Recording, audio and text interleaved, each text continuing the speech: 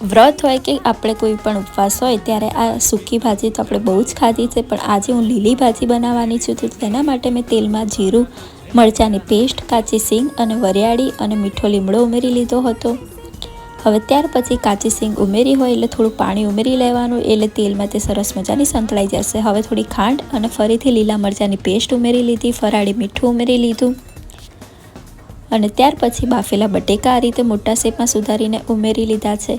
તો ફ્રેન્ડ, સરસ મજાની હવે સૂકી ભાજી તૈયાર થઈ ગઈ છે. તો હવે મેં ગેસ બંધ કરી દીધો અને ફરીથી કાચી સિંગનો ભૂક્કો, વરિયાળી અને મીઠો લીમડો, કોથમીર આ રીતે ઉમેરી થોડો લીંબુનો રસ ઉમેર્યો અને સરસ મજાની હવે સૂકી ભાજી તૈયાર થઈ ગઈ છે.